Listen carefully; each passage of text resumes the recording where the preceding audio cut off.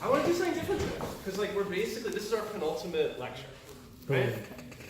And so what I expect to do in the last lecture is about 50-50 topic review, ask me anything, and a little bit of a cutesy last lecture that should be fun, okay?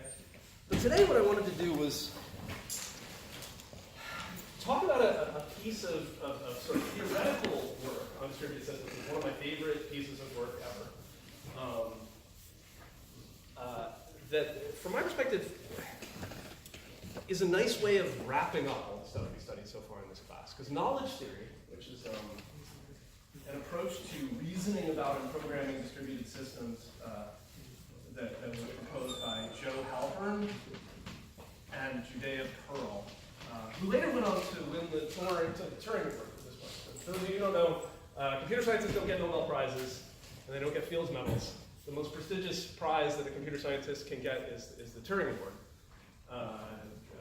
The recent recipient of the Turing Award was Dave Patterson and John Hennessy for their work on RISC architectures, for example. So really important people who really changed the discourse get nominated for Turing Awards. And then sometimes people who, as we'll talk about at the end of the class, maybe didn't change the discourse, did some really nice work that didn't have any obvious impact, nevertheless get honored in this way. And I want to take a little bit of time to talk about this sort of theory of how distributed systems work.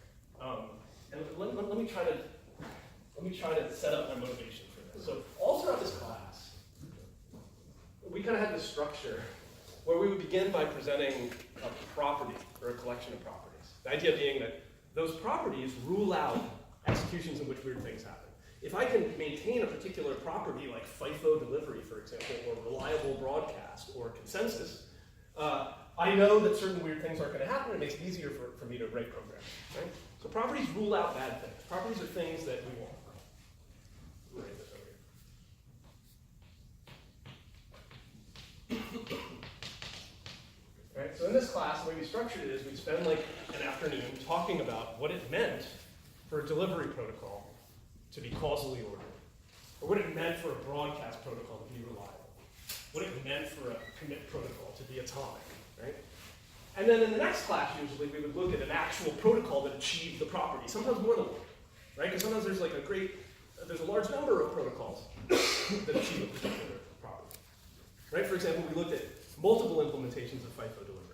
We looked at multiple implementations of causal delivery. We looked at multiple implementations of reliable broadcast. And we talked about multiple implementations of consensus, so that there wasn't time to study more than one, right? So you sort of imagine that there's this property, there are these properties that have different strengths.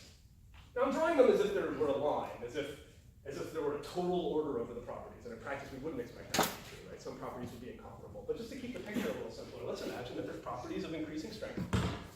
And for a particular application, it requires to be at some level. My application really needs messages to be delivered in FIFO order. Your application maybe doesn't care. Or maybe your application cares even more than my application. FIFO isn't enough, it needs to be causal. So you can imagine, for example, this is like causal order is obviously stronger than FIFO order. Things like that, right? And then over here you might say, well, here are the protocols, the actual mechanisms that you might write in code. And you ask, well, what's the purpose of a protocol? Well, the purpose of a protocol at some level is just to enforce a particular property. Right? The purpose of FIFO delivery protocol is to ensure the FIFO delivery property. In fact, let's just write this over here. Let's say that this was the FIFO delivery property. And here's FIFO protocol. We could say that the FIFO protocol gets you FIFO delivery. But we know, because we studied it, that the causal delivery protocol also gets you FIFO, right? There's more than one protocol, and there's obviously more than one implementation of FIFO, but it's also true that stronger protocols get you the property. And way up here maybe is like causal, totally ordered delivery, which we might have implemented using Paxos. And obviously causal, totally ordered delivery will also give us FIFO delivery. So what's the rule of thumb? You want a property, you want to be at some place on this ladder. Where do you need to be on the other ladder? High. But there's this intuition that, going up this ladder, we're getting stronger properties, right? And what does a stronger property mean in terms of our pictures? You know, with dots and circles. Stricter. If I have some property P1 and I have some property P2 and I'm saying P2 is stronger, what does that actually mean? Stricter. It means that P2 rules out more execution. So in some sense, P2 must be like inside the circle drawn by P1. Because there's fewer dots in this circle than there are in both, right? Okay, so as we go up this ladder, we get stronger properties. What kind of intuitively is happening as we go up this ladder? Intuitively. More difficult. Yeah, like more expensive protocols. And what do I mean by expensive? Well, I mean we're paying. What are we paying? We're paying throughput. We're getting like less throughput than we would if we didn't have a strong protocol. We're getting like higher latency than we would if we used a weaker protocol. We're getting like lower availability, right, due to cap than we would if we used the weaker protocol. So in some sense, you're paying more going up this ladder, but you're getting more. Because as you go up this ladder, you go up this one too. So what's the name of the game? Like, what do we want to do? I have some point on this ladder I want to be at. What do I want? Yeah. The lowest point possible. Exactly. I want the protocol that is higher, and I want the smallest such protocol. Right? I want the thing that gets me this and nothing more, under this rule of thumb that as you take a step up this thing, you pay more. You do more waiting in causal delivery than you do in FIFO delivery. That's intuitive, right? Because there's some things that you could deliver if you're doing FIFO that you must wait to deliver if you're doing causal. It doesn't surprise you that causal has higher latency, right? It all just kind of makes sense. So what we would like is when we're going to build, we're rolling up our sleeves and we're getting ready to implement, oh, I don't know, one more course, right? And we know where we want to be on the damn ladder. And the question is, what do we build? What do we write? What code do we write? We know that we know that it's not okay to do something lower. There isn't always something that's exactly in the same place. We know we can always just rub Paxos on it and it'll be fine. It'll just be slow. Right? So there's this sort of perfect marriage problem between protocols and properties. Right? And it's hard. It's super hard to figure out how to match them up because as a rule, and there's exceptions, but as a rule, properties are written in one language, most often English, sometimes the formal logic or something like that. And protocols are written in, C++. And it's by no means obvious how you bridge the gap between a statement like, if a process delivers a message, then all correct processes deliver the message. And here's 10,000 lines of C++. Right? So it's kind of like, we want to reason in this way, we want to do this game, but we don't know how to go from one to the other or back. Everybody with me? What I like about Halpern's idea of knowledge theory, and just to briefly summarize it before we get into the details, he says, reasoning about what distributed systems do, as well as how they work, as well as whether they're correct, is about reasoning, involves reasoning about states and changes in states of distributed knowledge that is spread around a group of communicating entities. And so reasoning about explicitly about knowledge and how it grows and changes as we exchange messages gives us this unique way to bridge the gap between properties and protocols. Now, why? Why do I say that? Why is knowledge a common language between these two worlds? Well, if you'll humor me for a minute, so what is a property?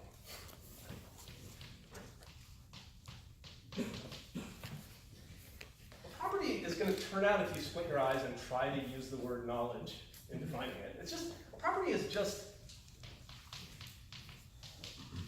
a particular level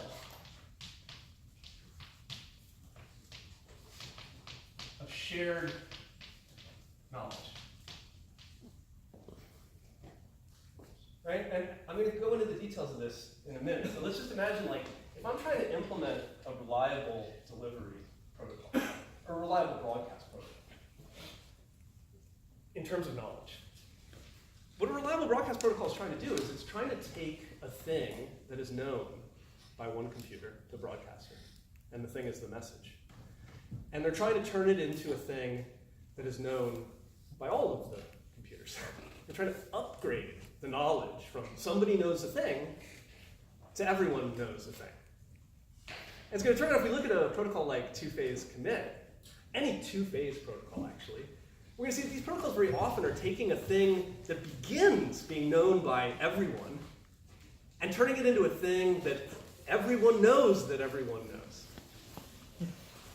To a first approximation, the statement, everyone knows that everyone knows X, is that different than everyone knows X? It is, it's going to turn out. And this is going to turn out to be super rich. And this is a way to think about how protocols advance these nested states of knowledge. So at some level, a property is just a place you want to be in terms of distributed knowledge. I want everybody to know that everybody knows that this transaction has committed. Might be a property.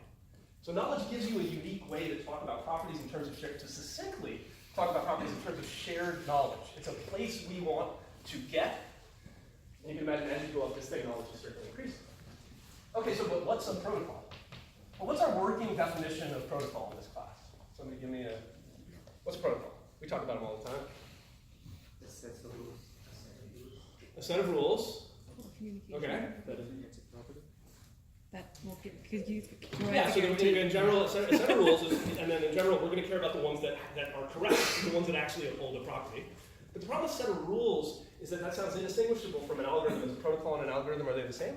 No. So what's the difference? It's the same rules about what is attached to a message. And Yeah, so I mean, in some sense, and some people might disagree with me, but I tend to think a protocol has to do with implementation. It's just, a protocol is an algorithm, a set of rules, that tell you what messages to send.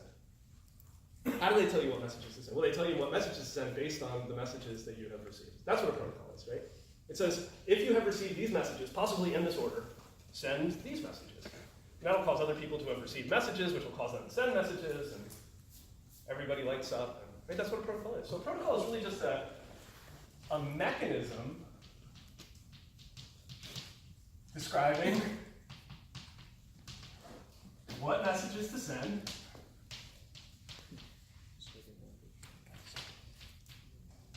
when a node reaches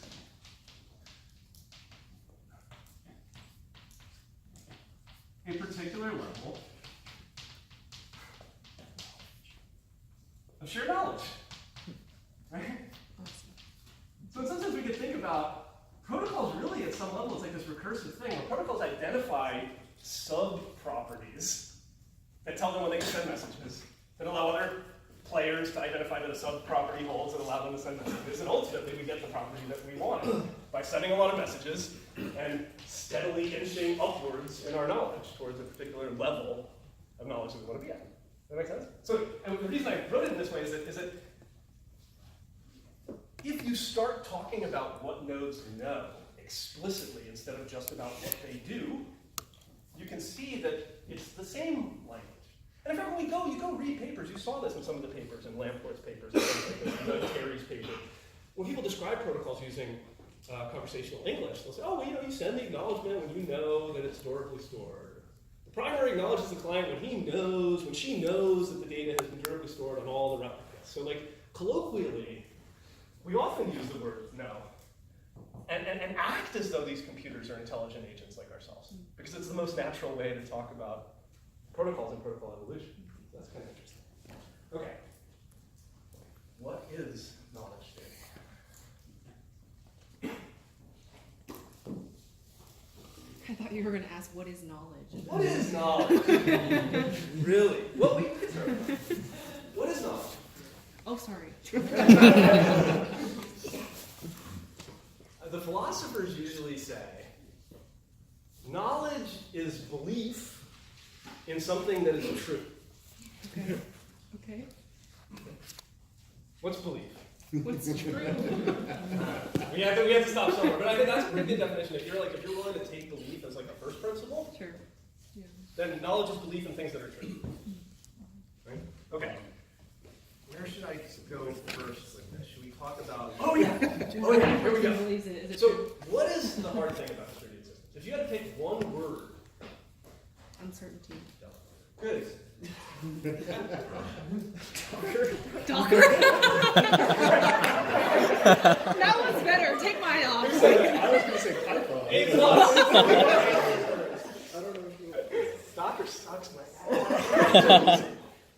Did I apologize already on Piazza? I did. So I like laughed at somebody, and it wasn't because I think you're a jerk. It's just that I think Docker's a jerk. Like I love it. I like it's totally possible that Docker slowed down your Linux box. That's apparently a thing that happens in Arch builds, and some people never reinstall Docker. Our computer's awesome. They're just rocks that we hammered flat and talked to. Especially when you're like somebody who your job is like finding bugs. I love computers. Like, there's a lot of bugs. You just shake the tree, you know? Anyway, so I agree. If I had to pick one word to talk about what makes distributed systems hard, it's uncertainty. Uncertainty about what?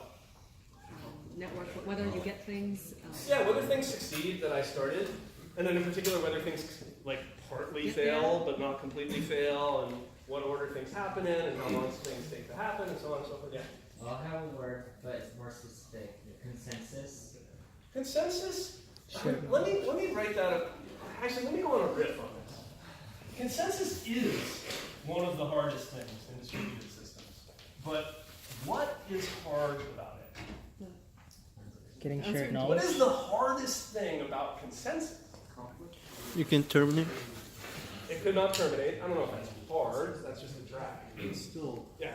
It's really hard for one node to know what all the other nodes know. Well, it's hard, but we can invent protocols that get us there, I think. I'm going to argue something that you wouldn't have been able to guess from this Socratic question. Okay. I'm going to argue that what is hard. Now, granted, consensus is hard to implement, really hard to prove correct. There's a lot of hard things to implement. But the really hard thing?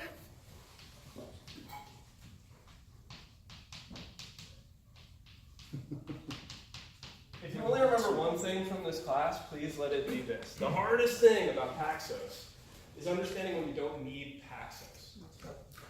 Right? In particular, I only need Paxos if I need to be here. Most of my applications don't need to be there. But because it's hard to bridge this gap, it's very hard to know what is good enough. Right? But I think that is the most hard thing about consensus. That if we use consensus, everything will be hunky-dory except for our performance and our users. Sometimes. Sometimes.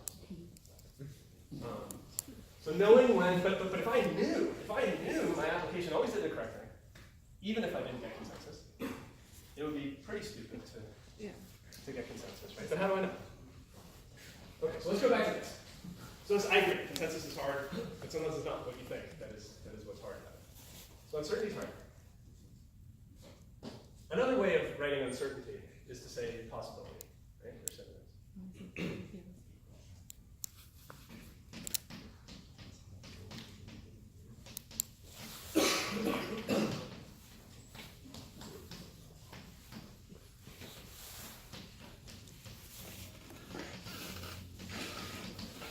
I'm going to argue this colloquially, intuitively, and then I'm going to argue it mathematically, because it's going to turn out knowledge is actually a mathematical tool possibility. Does anybody have an intuition for why this might be true? Like, does this make any sense at all? If anybody thinks it makes some sense, explain what it means. So, like, if you combine what you already know with what you could possibly know, that makes up everything that could ever be known. Well, I think that's Some deep shit. That's tautologically true. Yeah, so that's true, but that's true based on the definitions of the words, right? So we can actually learn it. But like the dual. Yeah? The possibility is like the set of all things that could be. Knowledge is like the single thing that is. Yeah. That's good. I like that you did that. I didn't follow that. If you could to repeat explain what that. you were talking about. So yes. Let's keep turning the crank on that. Knowledge is everything that must be true and everything that must not be true. Okay. And possibility is. Okay. So here's one way of thinking about it, and this isn't the only way to think about it, but many of us, and certainly many of the philosophers, have this kind of mental model of the world where you think about like possible worlds. Right? I can imagine a world, for example, in which it's sunny in San Francisco. I'm not in San Francisco, and my phone is away. So I have no way to tell whether it's sunny in San Francisco, which means I can imagine a world in which it's sunny in San Francisco, and I can imagine a world in which it's not sunny in San Francisco. And the fact that I can imagine two worlds means there's possibilities. And the fact that there's possibilities means I don't have knowledge. Yeah?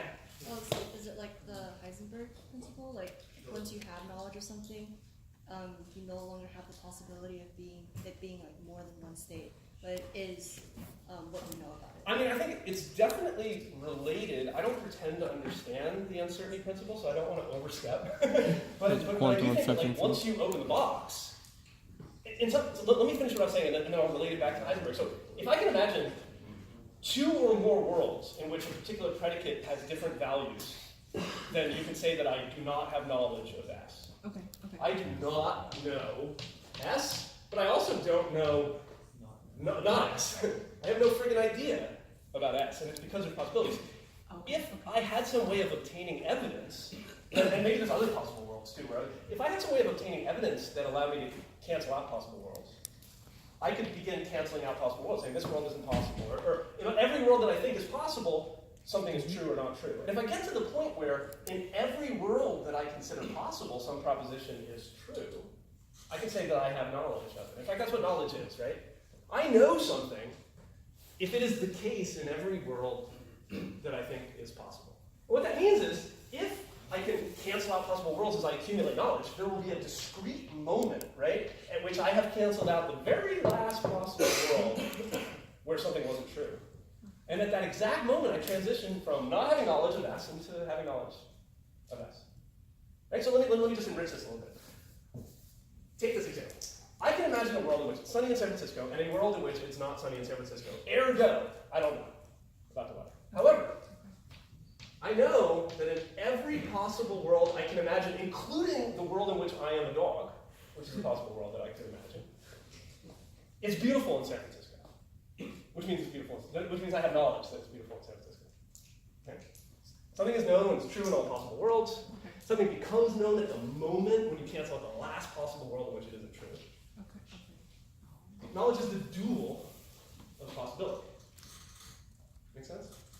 Yeah, let's talk about it more mathematically then, because I don't think it makes sense. We got a hand over there. Huh? Yeah. So are you saying like knowledge is the past and possibility is the future? Or No, I haven't talked about time at all. And in fact, in this formalism, we don't need to reason about time, although we certainly, I was implicitly reasoning about time, because I'm talking about information accumulated, right? So yeah, so there was some kind of background idea of time, but like, I'm learning about new things. Obviously, in distributed systems way, I learn about new things when I receive messages. But in real life, I talk to people, I call my wife, what's the weather like in San Francisco? If I called my wife and she told me it was sunny in San Francisco, I could rule out this possible world and I would have knowledge that it was sunny in San Francisco. Right? So this has nothing to do with time. It has to do with different worlds that I can hold in my head and believe that they could all kind of potentially be true at once. Right? So, she loves me not, right? I can imagine a world in which she loves me, and I can imagine a world in which she doesn't love me. But if she tells me she loves me, I can cancel out the world in which she doesn't love me. And we don't have lying in this world, right?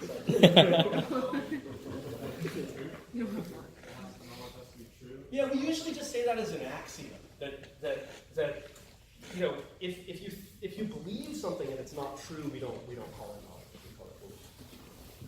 So you have to have some reason for believing it. Justified true belief is what the philosophers say. Yeah. Justified is the Right. So we're also assuming that a human has the ability to actually see every world, or the best that we can do. Well, it's just about the worlds that you can imagine. So that's fine. Or that a computer could imagine. Well, that's a great point. So Halpern and Pearl say in their paper, we're going to not model research limitations. Okay. So although in real life, any intelligent agent, be them a human or a computer, has a limit to what they can know, we're going to not deal with that in our formalism. Okay.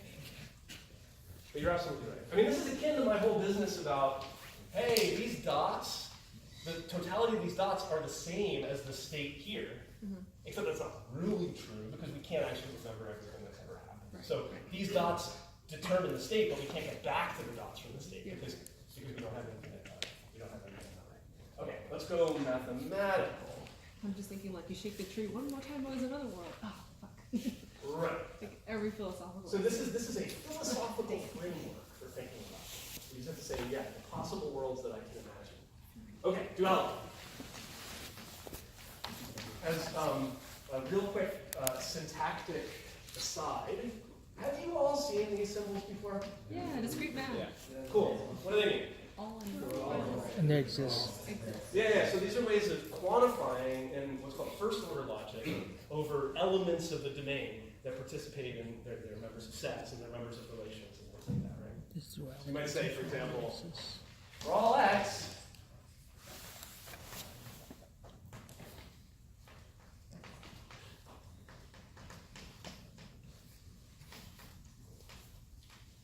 all dogs like me, or something like that, right? And you may have learned in your discrete math class, but maybe not, that as a syntactic matter, we usually define both of these. But as a semantic matter, we really only need to define one of them, because the other is the dual. Have you studied this at all? So for example, I can say, for all x, phi of x, where phi is some formula, right? For every member of some domain, for every x, phi holds for x, right? But if I didn't have, and I might also say, there exists some x, at least one, for which phi is.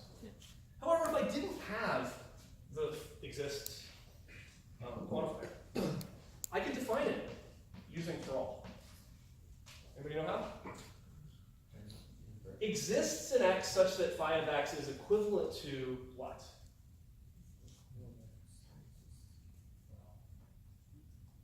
Not for all of x, not phi of x. It's not the case that for all x, not such a phi of x. Yeah. Right? These two things mean the same thing, which means this backwards e is really just what you would call syntactic sugar. It makes it easier for me to write things, but I didn't need it. I could always have encoded exist this way. And similarly, to say that for every member of some domain, some property holds of that domain is just to say that there does not exist A single any member of the domain where it doesn't for which phi does not hold. So when I say that two symbols or two ideas are rules of each other, this is what I really mean. All that other stuff is just intuition. One can be substituted for the other if the mathematical inverses. Right? Okay. Cool. I want to introduce you to a pair of operators that are duals that you may not have seen before. I hope you haven't seen it before.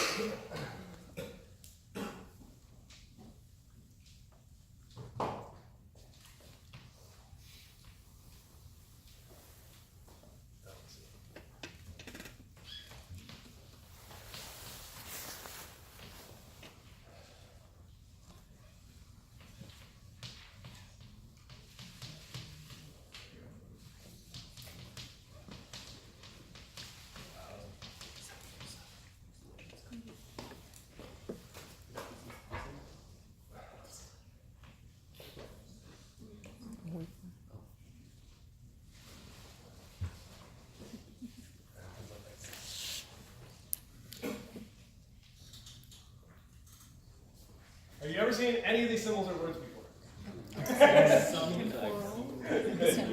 not demon. I have no idea what Okay. they don't want me. So I have seen the square. remember that this is what we call the first order logic. Okay. And even simpler logic that you probably studied in your discrete math is so-called propositional logic, right? What's propositional logic? C and Q.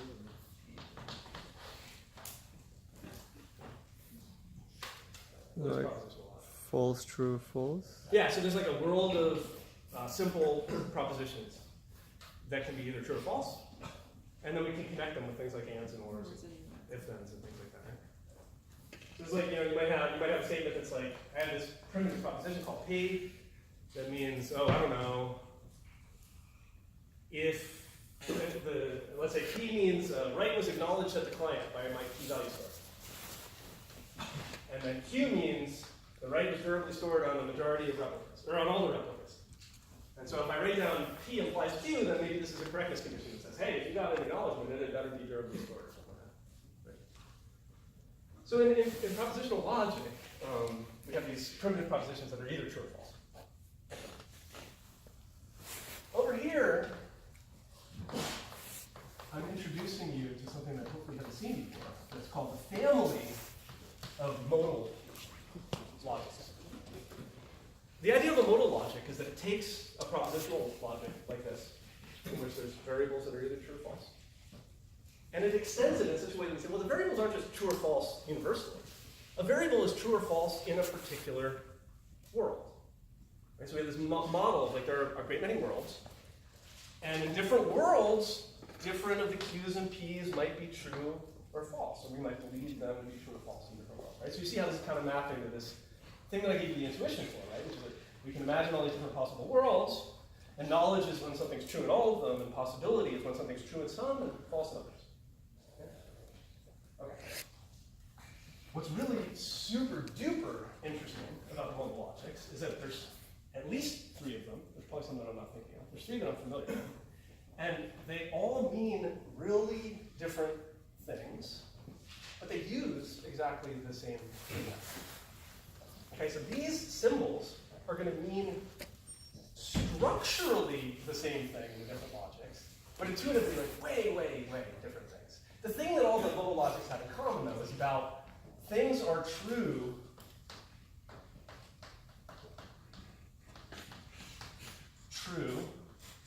or false in a particular world. Right? Okay. This operator is called box, and this operator is called diamond, and they're duals of each other in exactly the same way that E and A are duals of each other, because diamond is just to say, diamond X is just to say not box, not X. And box is just to say not diamond, not X. Okay? So they're mathematical duals in exactly the same way. You only need one of them. And in the context of temporal logic, the box means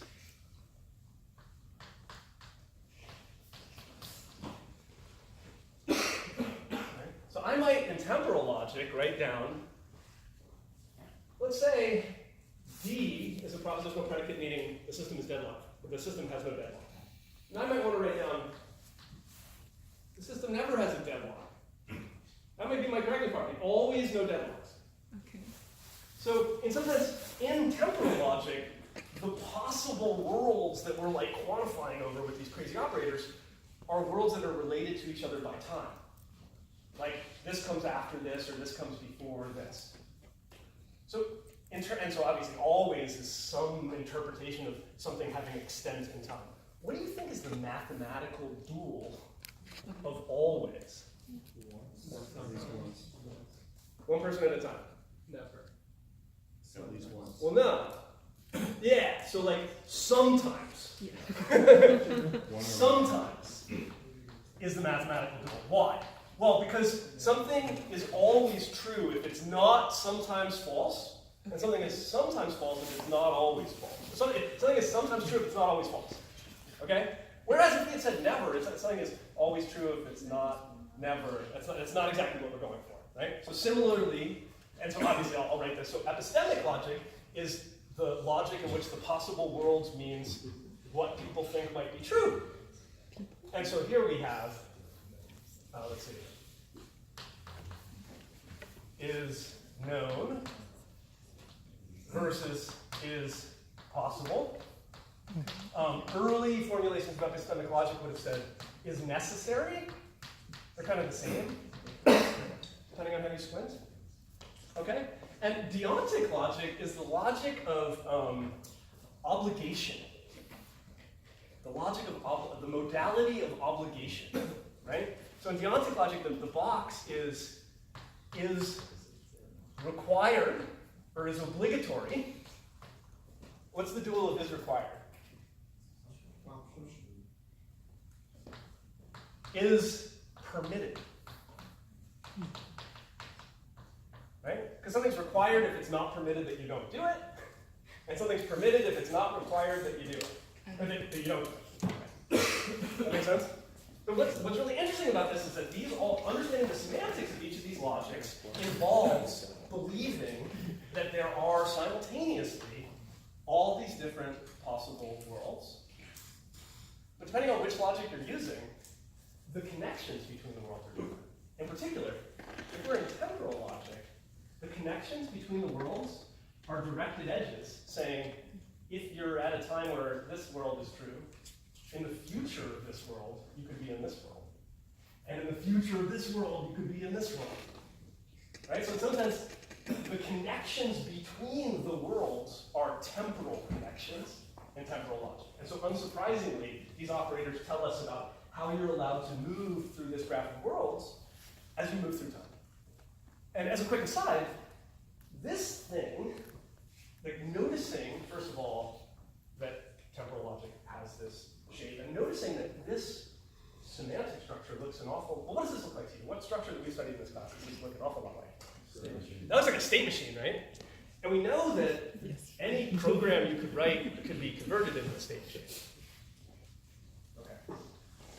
So I have this logic, temporal logic, in which I could write down some really neat shit, right? I could say, for example, if there is a request, it's always the case that if there's a request, then there is eventually a response. That would be a nice Leibniz property. It's always the case that the system is not deadlocked. We'll connect these with ands. And, I don't know, and it's always the case that if you get an ACK, eventually everybody agrees or something like that. I don't know. You can see how it can be really useful to like write down your properties in a temporal logic language. Right? You can very succinctly write down what it means for something to be correct. So I have this program. I want to know if it's correct. I can write down what it means for it to be correct in temporal logic very succinctly. And then I can check the temporal logic formula. If I had all the possible worlds, I could just walk all the possible worlds to see if it was true, right? I could say, for example, let's say that RE is true in this possible world. Well, in order to show that it's always the case that if RE, then eventually RS, I need to show that any walk I can take through this graph can get to a node in which RS is true. Right? If there were a way to get to a node where RS wasn't true, then that would be my counterexample. I could say, well, hey, I could visit this graph with this, and then I could visit this, and then I could visit this, and that's an example of how your program didn't actually uphold this property. The only thing that's left is I need to materialize this abstract philosophical idea of possible worlds into a data structure that I could actually walk. Well, as I said a moment ago, if you've written down a program, it can be expressed as a state machine. Sometimes automatically, sometimes just by analyzing the program, you can like extract the state machine. Which means if I have a program, I can get, either manually or automatically, a state machine that looks like this.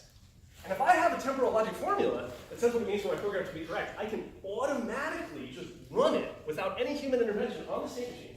And it will either say, I visited every state, and I found no violations of those, which means they always hold in every execution. Or, I found a walk that violated it, and here's that walk that you can go debug. That's fucking amazing, right? Anybody know what this is called? So these guys who invented this, Emerson,